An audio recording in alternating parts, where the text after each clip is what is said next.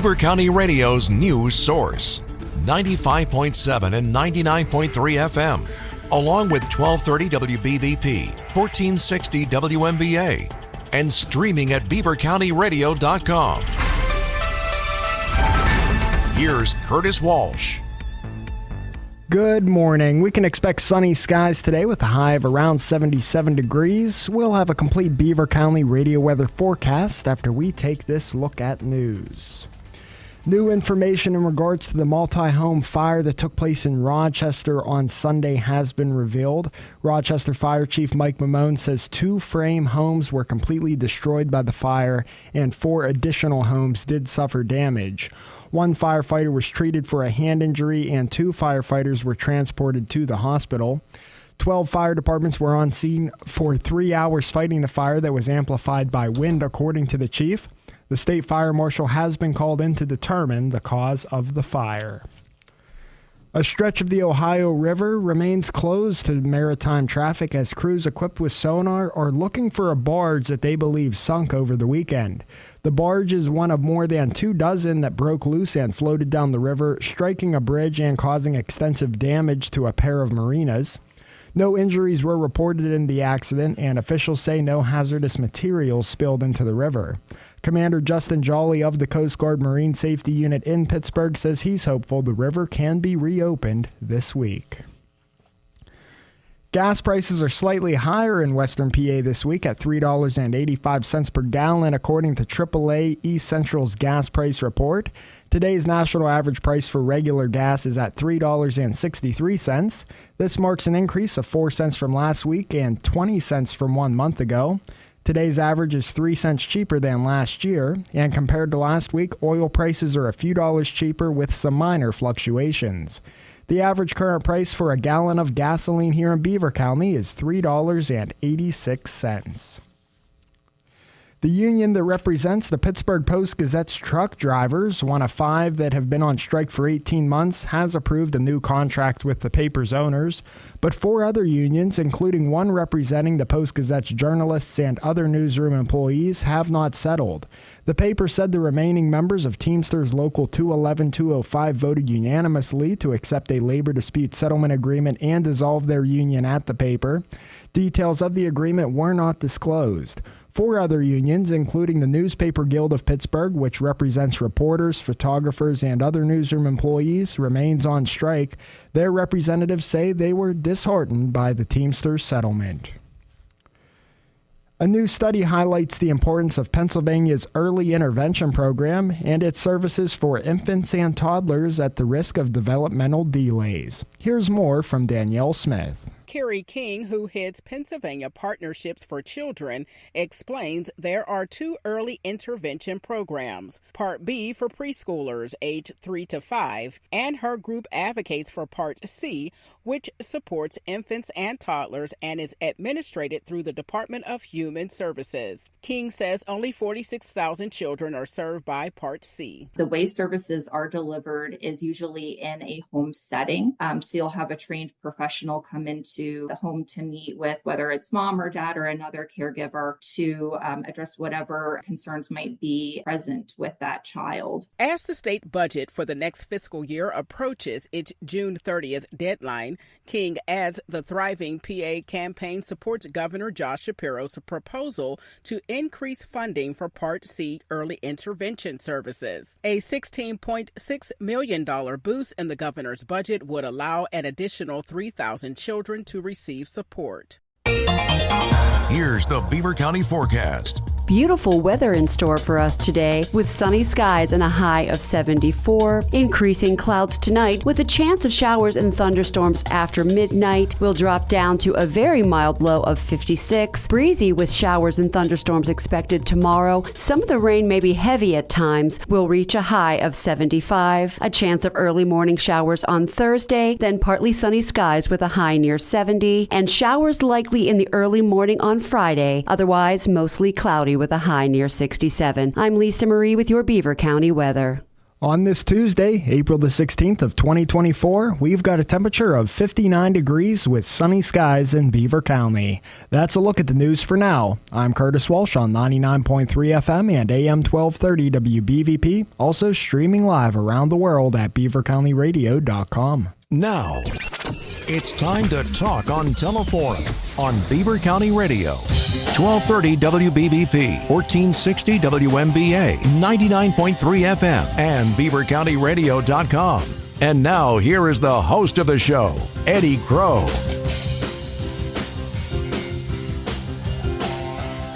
I said at the beginning of a program, I believe most people go to work with the hope that the workday will go quickly. First hour went very quickly. Tom Young of First Consultants was my guest.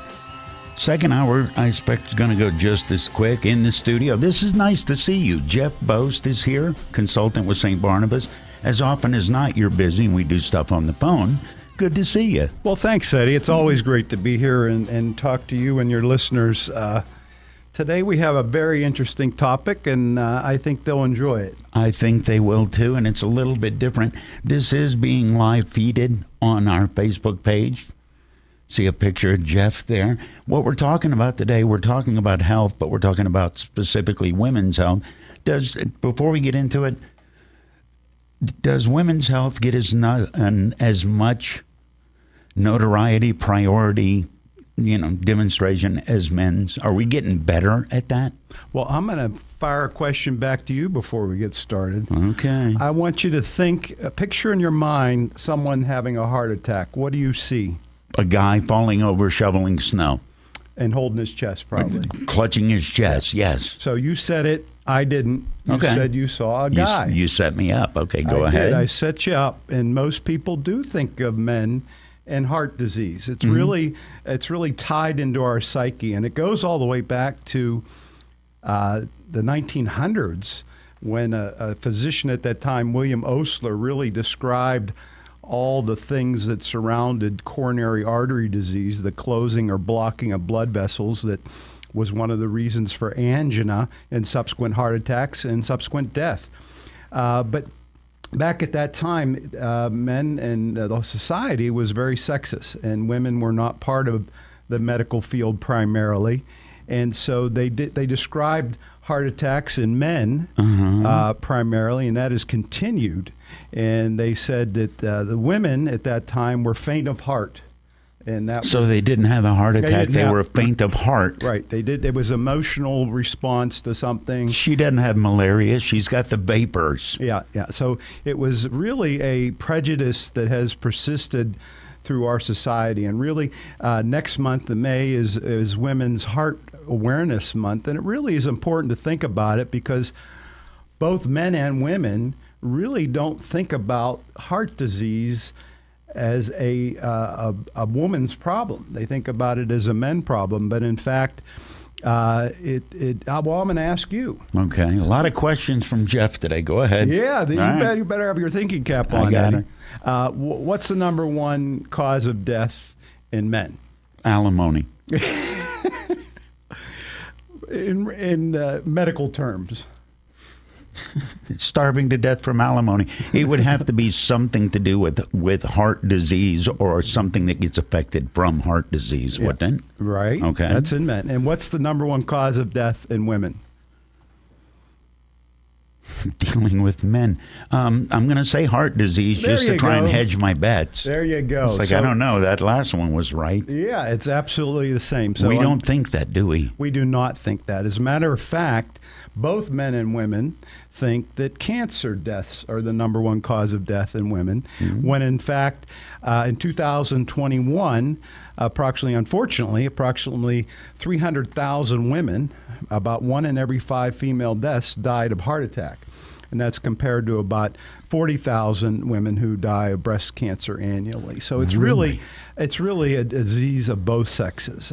But unfortunately, medical society has treated it differently, and I'm going to go through that as far as the bias against women having heart disease and being treated, and especially not being researched. All this major studies relative to cholesterol and heart disease and the benefits of aspirin in heart disease were all done on men. No women were involved in any of these studies.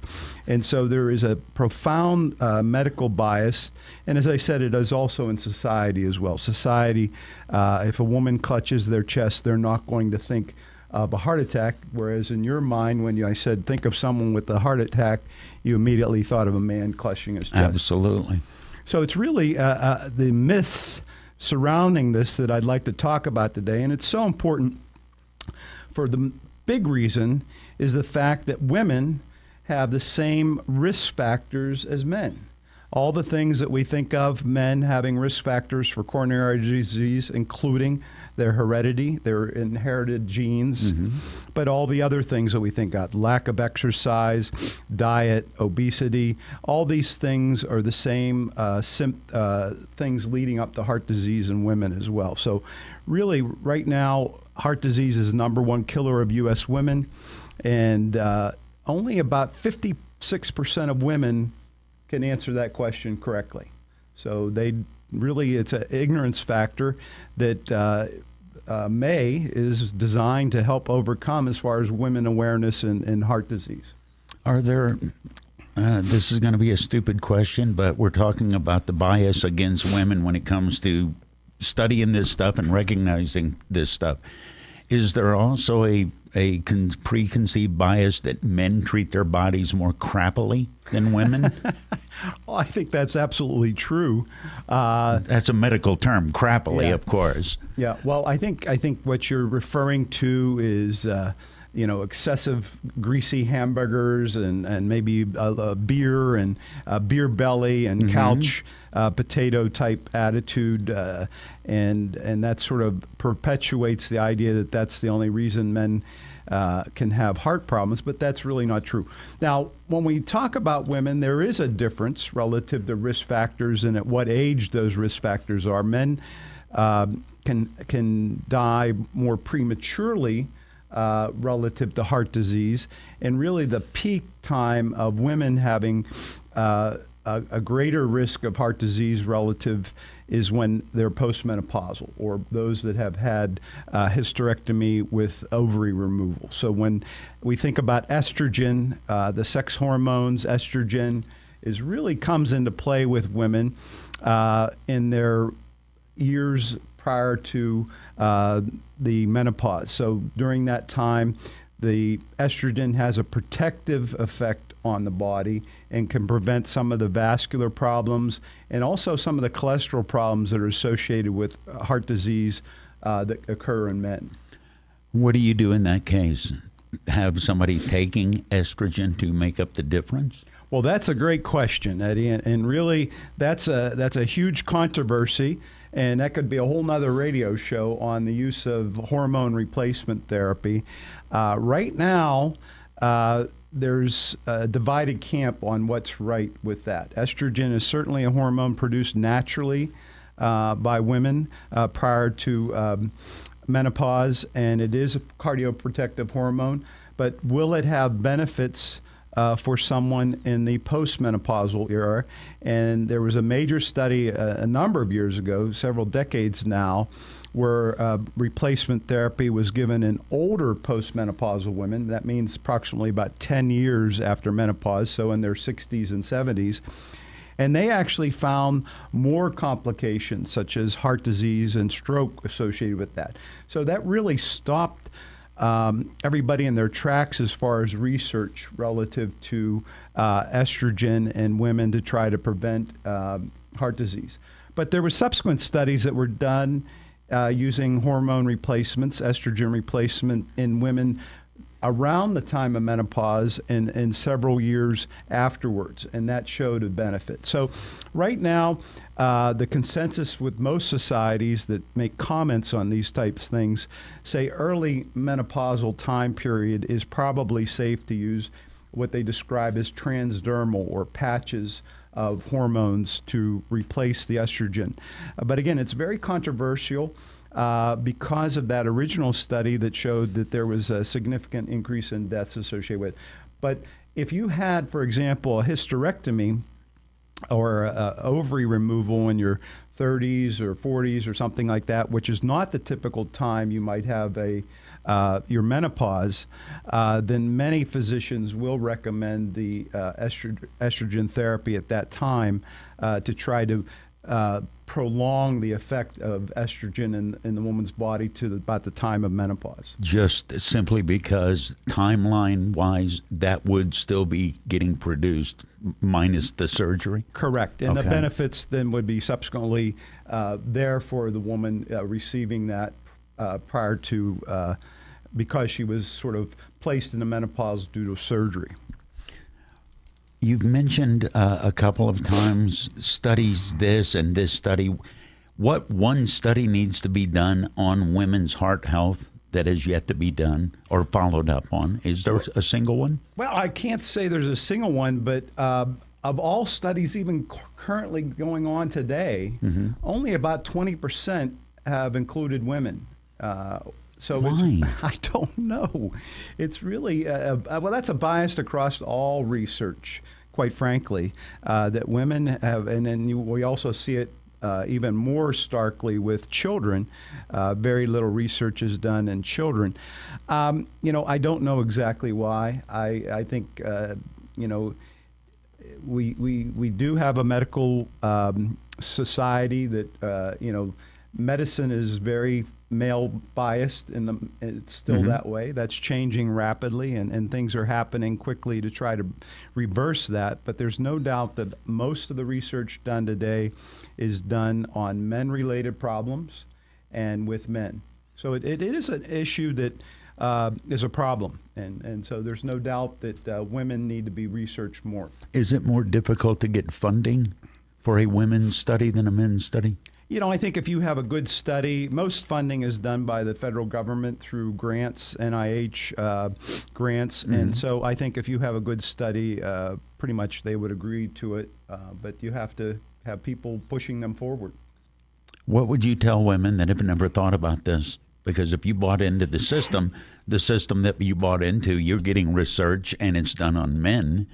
Should women be demanding? Because that would be one way to get more research done. How did women go about getting more involved in this process? Because they need to be, it sounds like. Well, the May Heart Awareness for Women is really one of those things that do that.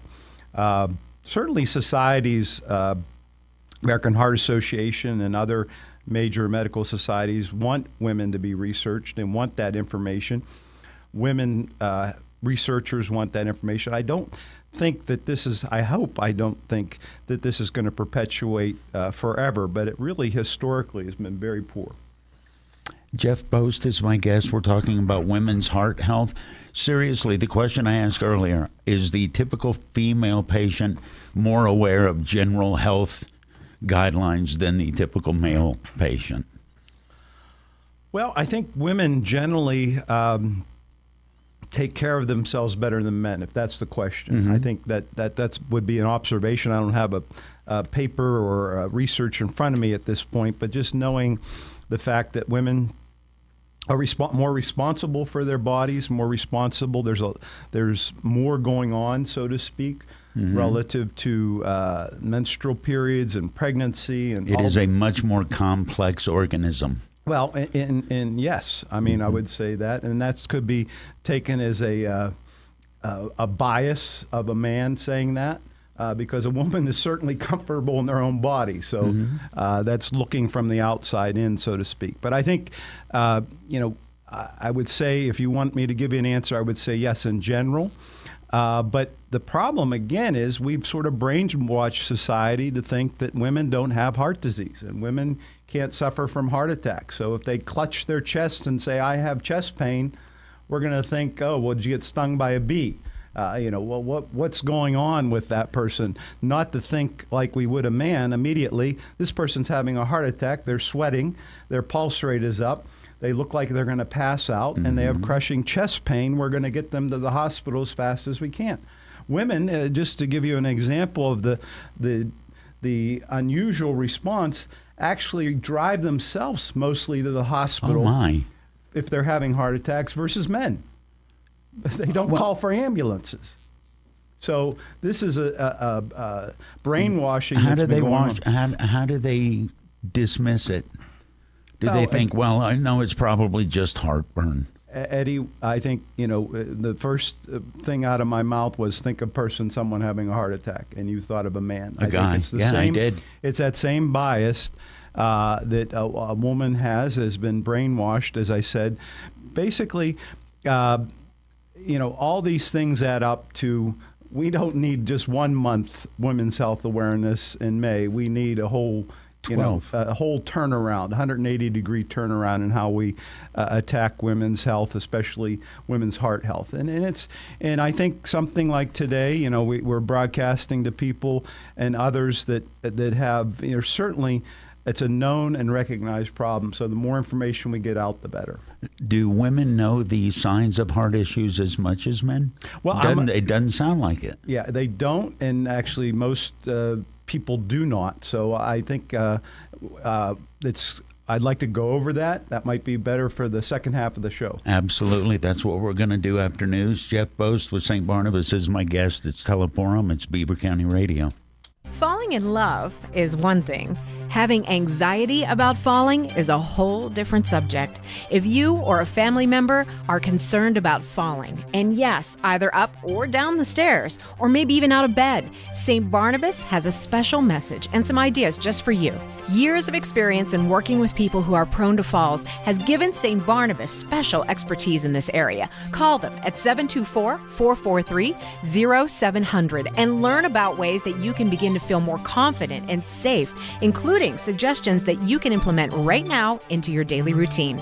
Call St. Barnabas at 724-443-0700. For many years now, St. Barnabas has been helping people fall, in love that is, with their new, better life, a longer life, a risk-free life. Call St. Barnabas now at 724-443-0700 or visit stbarnabashealthsystem.com and learn more about living longer and better. Here's Dale Reckless from MRS Physical Therapy as he explains the importance of pre-sports testing to help you reduce the risk of injury. The intrinsic factors are looking at things within our body that could be causing the problem. So that we start to look at as physical therapists, shoulder range of motion, forces at the elbow, things like that. We're looking at the whole kinetic chain. For example, turning your head side to side. If you have less than 39 degrees of that motion, you have a 9 times increased likelihood of an injury. So these intrinsic factors are both measurable and modifiable. So as a physical therapist, I can take a baseball player or any kind of athlete, I can do my tests on them and see if they're within normal limits or outside of normal limits. And based on research that's been done, I can tell if there's a likelihood of injury or not. If you need physical therapy for any reason, choose the place your friends and neighbors do. MRS Physical Therapy in Bridgewater and Cranberry. Visit mrsphysicaltherapy.com. When accidents and injuries happen, you need the experience and insight of the legal team at Luxembourg, Arbit, Kelly & George. Since 1934, they've been committed to the physical and financial recovery of personal injury victims. Why choose the law firm of Luxembourg, Arbit, Kelly & George? Attorney Larry Kelly explains. First of all, we've been AV rated by Martindale-Hubbell. It's the highest rating you can get for legal ability and ethics, and that comes from our peers. We have board-certified civil trial specialist, which is like another bar exam. Would you go to a doctor who is not board-certified? Probably not. I've always said, and I tell my daughters, I have 3 daughters who are attorneys. Those in the profession know. The lawyers of LGKG have the respect of our peers, and that's all I ever cared about. For your free initial consultation, call the law firm of Luxembourg, Arbit, Kelly & George at 724-658-8535 or online at lgkg.com. Luxembourg, Arbit, Kelly & George, keeping promises for over 80 years.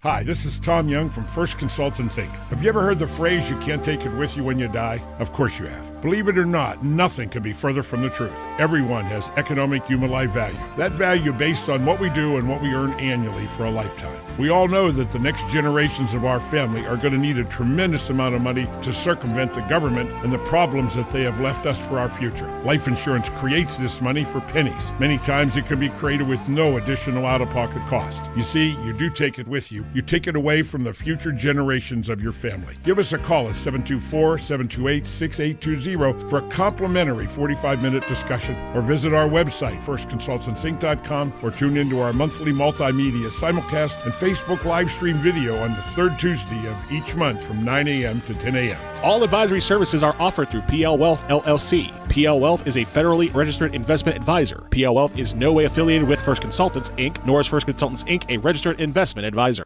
Water, essential to our survival. Water. Do you know what's in your water? Water. Hard water. Discolored, funky smell, funky taste. What you gonna do? You're gonna call Lou. Lou Negley's Bottled Water and Water Treatment Systems. Is your local water company giving you grief about your rental tanks? What you gonna do? Call Lou. From the testing to the pre-engineering and installation, put your water and your trust in a company that offers over 65 years experience. With the emphasis on local. Negley's Bottled Water and Water Treatment Systems, your local water experts. Beaver County Radio's news source, 95.7 and 99.3 FM, along with 1230 WBVP, 1460 WMBA, and streaming at beavercountyradio.com. Here's Curtis Walsh. Good morning on this Tuesday, April the 16th of 2024. At 30 minutes past 10, we've got a temperature of 64 degrees with sunshine in Beaver County. We'll have a high of about 76 today with sunny skies. We'll have a complete Beaver County radio weather forecast after this look at news. We have learned new details about a large fire that took place on East Washington Street in Rochester Sunday. Rochester Fire Chief Mike Mamone says 2 frame houses were destroyed and 4 others were damaged. 1 firefighter was treated for a hand injury and 2 firefighters were taken to the hospital. Chief Mamone said 12 fire departments were on scene for 3 hours fighting the fire against the wind, and the state fire marshal has been called in to determine the cause of the fire. PennDOT District 11 has announced a westbound I-376 overnight lane restriction in Pittsburgh on the Fort Pitt Bridge. That'll take place Thursday night, weather permitting. A single lane restriction will occur on the bridge in the westbound direction from 10 p.m. until 5 a.m. Friday morning. PennDOT crews will conduct deck spall repairs. A stretch of the Ohio River remains closed to maritime traffic as crews equipped with sonar look for a barge believed to have sunken over the weekend. The barge is one of more than 2 dozen that broke loose and floated down the river, striking the Swickley Bridge and causing extensive damage to a pair of marinas. No injuries were reported, and officials say no hazardous materials spilled into the river. Commandant Justin Jolly of the Coast Guard Marine Safety Unit in Pittsburgh says he's hopeful that the river can reopen this week.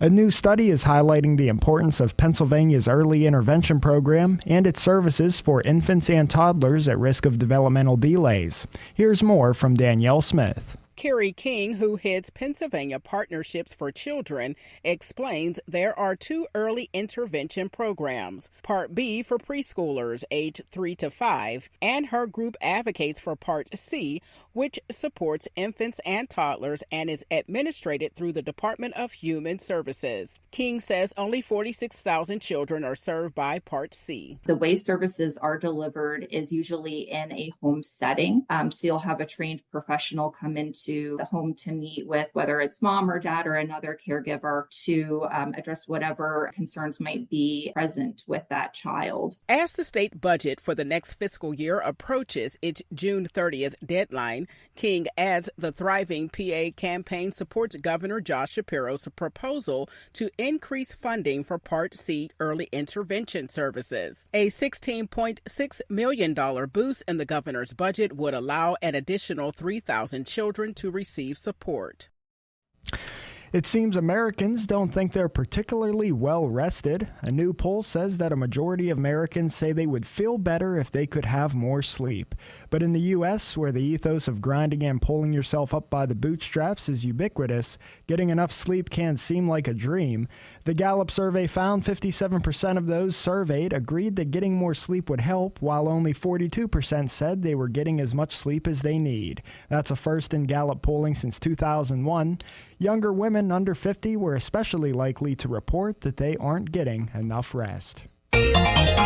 Here's the Beaver County forecast. Beautiful weather in store for us today with sunny skies and a high of 74. Increasing clouds tonight with a chance of showers and thunderstorms after midnight. Will drop down to a very mild low of 56. Breezy with showers and thunderstorms expected tomorrow. Some of the rain may be heavy at times. Will reach a high of 75. A chance of early morning showers on Thursday, then partly sunny skies with a high near 70. And showers likely in the early morning on Friday. Otherwise, mostly cloudy with a high near 67. I'm Lisa Marie with your Beaver County weather. On this Tuesday, April the 16th of 2024, at 34 minutes past 10, we've got a temperature of 64 degrees with sunny skies in Beaver County. That's a look at news for now. I'm Curtis Walsh on 99.3 FM and AM 1230 WBVP, also streaming at beavercountyradio.com.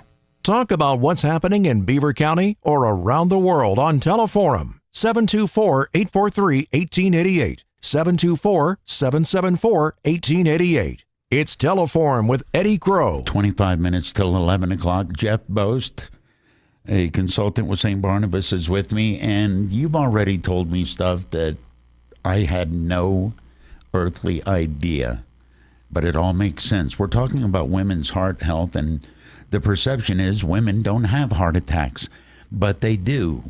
They suffer heart attacks more than, what do you say, breast cancer? Absolutely. That's unbelievable that we're not aware of that. Well, before the break, he said we're going to talk about things to look for, specifically women's heart health. Right. We know about the guys, all the studies in the world, but I want to talk about the women. That's huge. It is huge, and if it's a myth, quite frankly, that women have the same heart attack symptoms as men. Oh, they don't? They don't. So that's another twist that adds to the confusion relative. Primarily, having chest pain is common between both men and women, but you've heard of pain down the left arm associated with heart attack? Well, that's not associated with women heart attack. Really? Correct. 64% of women who die suddenly of heart disease have had no symptoms. So what do they do? Just have a heart attack and that's it? And it's called sudden death, and it certainly happens to men as well. But it's higher prevalency in women.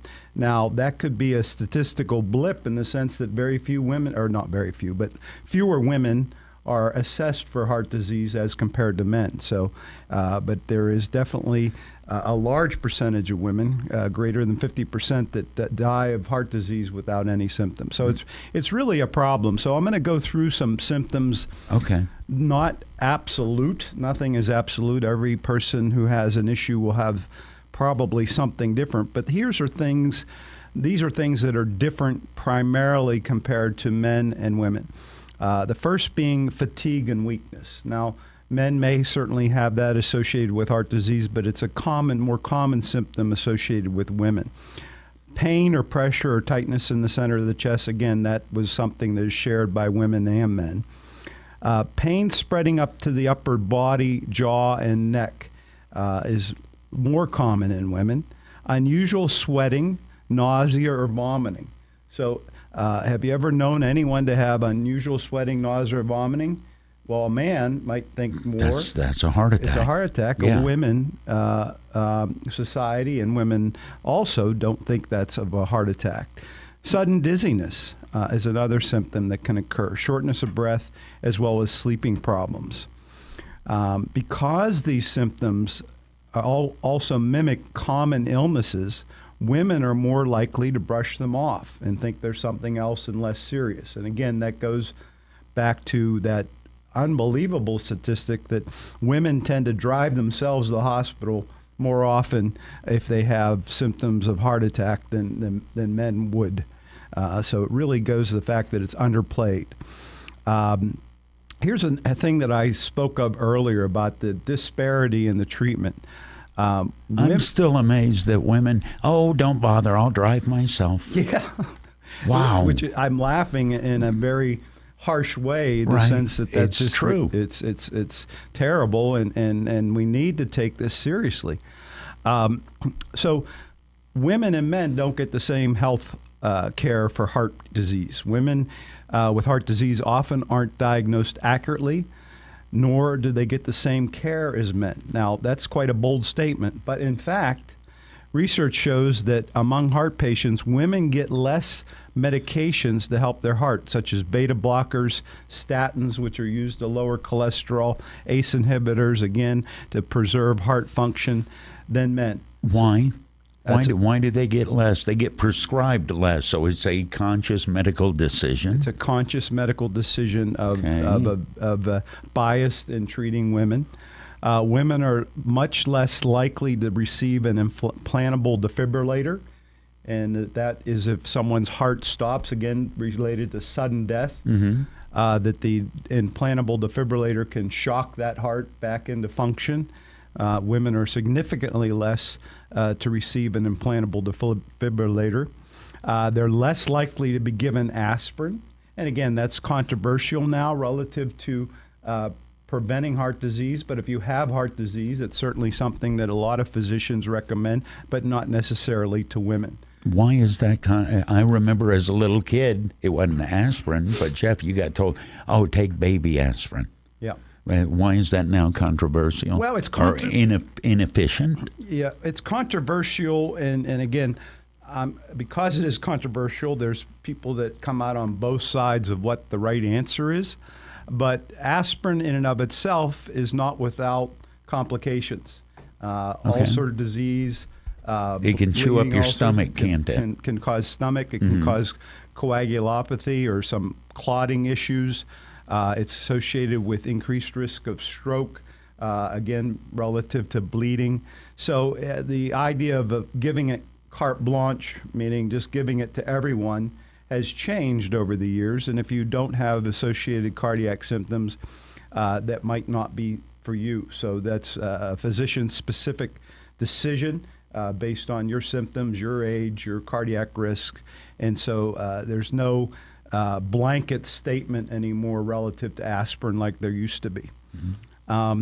Just going back to the idea of clinical studies again, as I said earlier, only about 20%, 30 to 20% of women are ever studied in cardiac studies.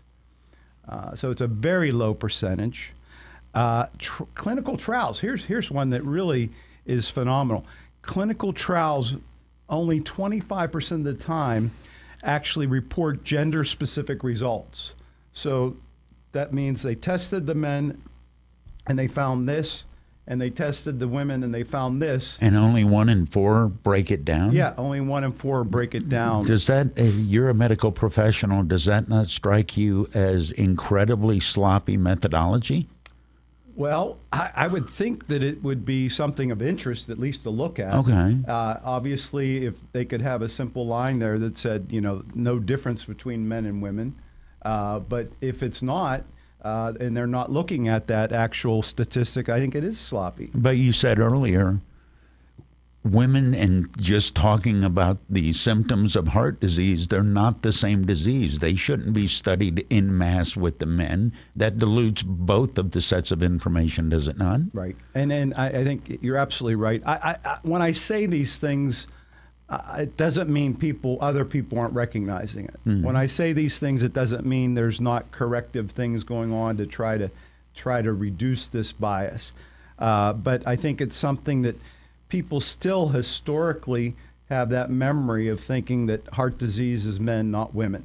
So the more we put it in society's face, so to speak, and educate society, women, as you said earlier, can start advocating for studies to be specific on women and the results of cholesterol testing and the results of the use of aspirin and other things. Is heart disease getting worse? Well, that's absolutely true. All diseases, all chronic diseases that we suffer are getting worse. And the reason is multifactorial, but the big reason is we're all getting older, Eddie. Our society is significantly older over the last 20 years relative to the explosion of the baby boomers, and they continue getting older as having a disproportionate effect on the number of chronic diseases, the amount of healthcare dollars spent. And so we're seeing most chronic diseases like diabetes, Alzheimer's, heart disease, stroke, high blood pressure, all exploding. And women are also getting all these diseases. Women actually, on average, live longer than men. Right. So that age factor, the number of years postmenopausal, is increasing. And that is, as I said earlier, with the estrogen gone, is when the women, when women are more susceptible to cardiovascular conditions. So we're seeing high blood pressure really explode in the United States. 56 million women have high blood pressure right now. So that's a lot of women. It's the same risk factor for men in the sense high blood pressure is one of the major risk factors for causing damage to the heart, both stress and adding to coronary artery disease. 56 million women have high blood pressure. How many of those women don't know? Well, I don't know how they did that statistic. Okay, they had to get the statistic. Yeah, but I think it's a good question because, for example, about a third of people probably have diabetes, but not all those people are treated. They could have things like metabolic syndrome. So right now, the statistics suggest that people are undiagnosed, for example, with diabetes. If you had a woman that was undiagnosed for heart disease and got diagnosed and was told, yes, you probably have heart disease, what's the next step for her? Well, the next step, and typically in America, is to see a cardiologist and have those baseline tests, which most men have, which is a stress test, echocardiogram, EKG. All of these things can help tell heart function, how bad the coronary artery disease, and if necessary, heart catheterization, stent, bypass surgery. The same process that's done with men. But here's a stat for you that's just really disturbing. I mentioned about high blood pressure being a very big risk for cardiovascular disease. Only 23% of women who are being treated for high blood pressure disease actually have their blood pressure under control. So okay, wait, then what's happening to the other 75% if they're being treated? They haven't yet got it under control with treatment? Correct. That's more than 3 out of 4. Correct. And that is something universal, that both men and women have that same issue in the sense, and it really goes back to how we treat people. Can everybody take a 10 milligram Lipitor, which is a cholesterol lowering pill, and it works for everybody? Can 10 milligrams be the dose for everybody? And yet that's the recommended dose to start with. So we do not typically do dose-specific drug providing prescription at dose-specific control. So hopefully the women are subsequently recognized to have high blood pressure under poor control and their medications are increased or their medications are changed. But that's universal with almost all chronic conditions, for example, diabetes and others, that one pill at the same dose as a million people isn't necessarily affecting everybody's the same way. And so that's a problem with our how we use our drugs and how they're dosed. How would you have it done? You would base a dosage on the actual diastolic and systolic numbers? Right. Different scales? Right. No, but why maybe that isn't happening? That was my next question. That takes a lot of effort. And we know that medical professionals now are quitting the profession. We know that there's fewer and fewer nurses and doctors out there. We're noticing that people have higher and higher co-payments. They're not seeing their doctor as often. Our healthcare, as we've said many times on our show on Saturday morning, Living Well, is broke. And so it really behooves all of us. The number one way to prevent or decrease high blood pressure is exercise, weight loss, all lower salt in our diet. So it often turns to us as individuals to really take charge of our health care and do something about it. How much unwinding do you need to do to a patient's brain? Because, again, indoctrination, if something's wrong, I'm not going to try and fix it myself. I'm calling you a medical professional to come fix it. Well, someone who's been in healthcare for 35 years and have seen exactly what you said, it's difficult. But I know Dr. Maroon and I, who have worked together throughout that whole time, continue to encourage people and give them the tools to help themselves. When is it too late? Is it ever? It's never too late. And Okay. I think that's one of the things at St. Barnabas, in our role, we strive to tell people it's never too late. Changing habits, changing ways can have an effect no matter what your age to benefit you. So it's really important to not give up. I mean, some of these statistics are pretty dire. The heavy-duty number, yeah. There's a lot of heavy-duty numbers here, but what we're saying is knowledge is power. So if you know your blood pressure is up, I mean, it's very simple to check your blood pressure. Some place like St. Barnabas, obviously, you just walk down the hallway and someone will check it for you. Yeah. It's very easy to go back to your doctor and say, it's not under control. I need more help. Or, again, take the bull by the horn and do something about it on your own. Now, not everything on our own will change a lifetime worth of high salt. Double cheeseburgers. Right, but there are some things we can do to get ourselves back into shape. How bad is salt? Because that very few universals in medicine, but I've always been told salt's really bad for you unless it's a salt tablet. And you're running. Well, again, that's two different stories. Yeah. You're depleting your salt through sweat. Okay. And that's, an acute need rather than what we're talking about in our diet, having that double cheeseburger and all the ketchup and fries and all that. So really, to think about salt, it can affect. Well, let me give you a better example. All right. We, as cavemen, so to speak. You're killing my menu options for this lunch. I know. I'm Go sorry. ahead. So as cavemen, we had about a teaspoon, 3 teaspoons of raw sugar a year. Where'd we get it? From fruit. Okay, from plants and berries. Right. Okay. Now we're consuming about 180 pounds a year per person of sugar. No, wait a minute. Yeah. That's a half a pound of sugar a day. Yeah. Well, there's 6 teaspoons of sugar in a can of pop. I'm getting indignant as I drink my sweet tea up. Yeah. So salt's the same way. Okay. We've got some salt occasionally. We ate meat. Meat had salt in it. We occasionally get it from salt that we saw on the ground, but we did not consume much salt. Now we're consuming similar huge amounts every day. In fact, probably more than sugar. So in our kidneys, our blood vessels, our heart was never designed to have as much salt. And we're suffering because of it. What does too much salt or too much sugar do to your heart? Does that fall under the cholesterol damage? No, it actually pulls more water and it dehydrates you. No, it actually increases your blood volume. And so you're actually stretching your blood vessels out.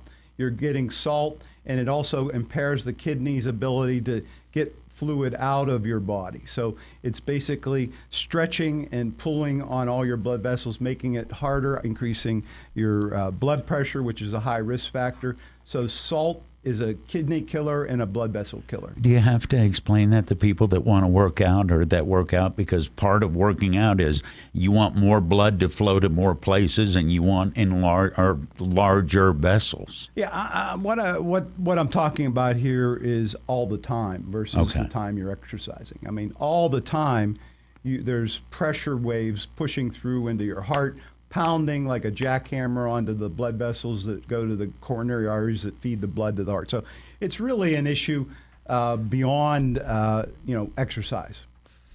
What should I have asked you that I didn't? We've got about 4 minutes left, and Jeff Bost is my guest. We're talking about women's heart health, and I'm just going to throw this in. I look at my heart rate with everyone that I do an interview with. My heart rate is lower with you than anyone else. So your appearance today has made me healthier. Well, I don't know if I accept that, but I could show you. I'm rocking at 87 right now. All right. Well, that's great. Well, you've been engaged, so your brain's been getting some blood, and that's the key. Yeah, we're all good. No, I think it's so important to realize if you're a woman or you have a wife, a mother, a daughter, and there is a concern, encourage them. Don't discourage them about heart conditions. They should be seen. Look into it. Right. Look into it. Talk to your doctor. Do I really need something more for my blood pressure or my cardiovascular disease? Is there something I need to be treated? And be inquisitive and ask. I learned so much when you come in. I very much appreciate that you came in person today and that we got to do what we got to do for the last hour. Well, thank you. And it's always great to see you too, Eddie. Oh, my heart rate went up when you said that. All right, it just got a little weird. We're going to end this now. Jeff Bost of St. Barnabas, my guest. It's Teleforum. I'm over 100. It must be love. You're listening to Beaver County Radio, brought to you live from the Fry Transportation Studios. Beaver County Radio and Fry Transportation, a winning team, 99.3 FM and WBVP, providing news, sports, and information for 76 years. I'm Patty. And I'm Bob. We're retired, and we live at St. Barnabas in the Village. We used to have a house. Lived in it for 40 years. Raised our kids.